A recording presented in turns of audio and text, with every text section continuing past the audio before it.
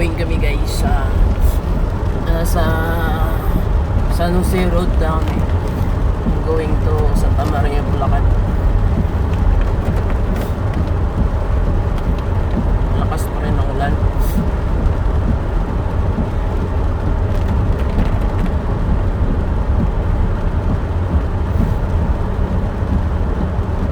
Kaya ang takbo namin daan-daan lang talaga kasi may ibang part ng kalsada binabaha na.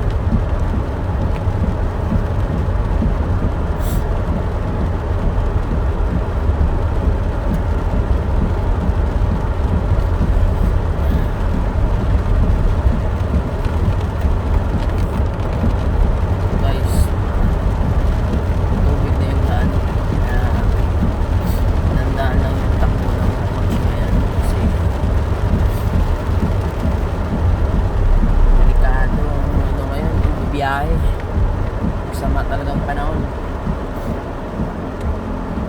Ayan guys,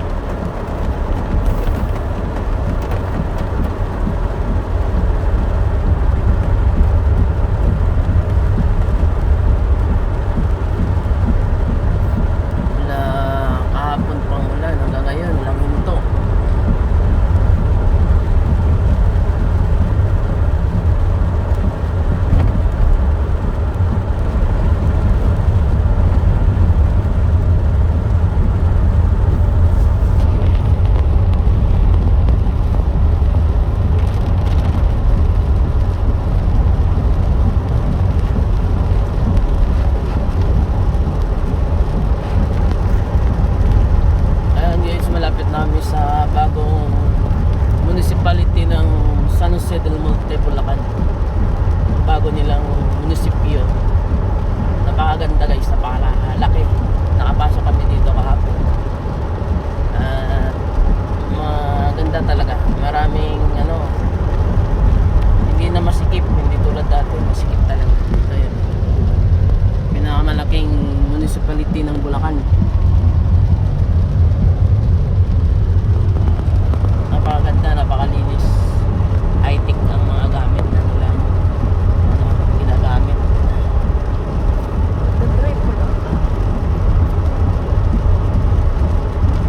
Ayan guys, medyo malayo-layo pa kami sa destination namin.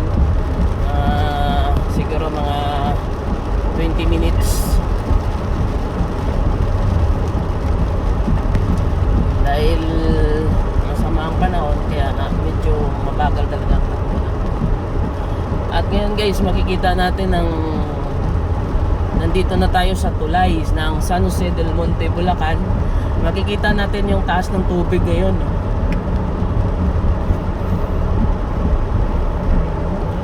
Ang taas na ngayon guys ng tubig talaga, as in mataas na guys. Yan na nga, malapit na siya umabot sa last level ng tulay guys. Kaya medyo sa mga malapit na nakatira sa tulay guys, baka mag-evacuate na kasi baka magbitaw na ng tubig yung dam, lalo na yung Angat Dam.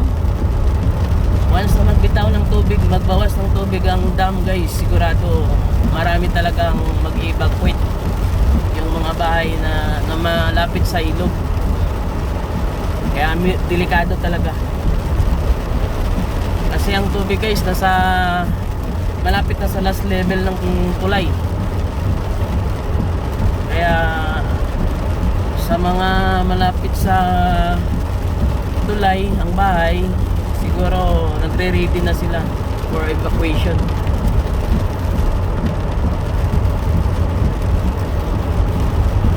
Hanggang dito na lang muna tayo guys. Puputulin ko muna ang video, update ko na lang kayo mamaya ulit.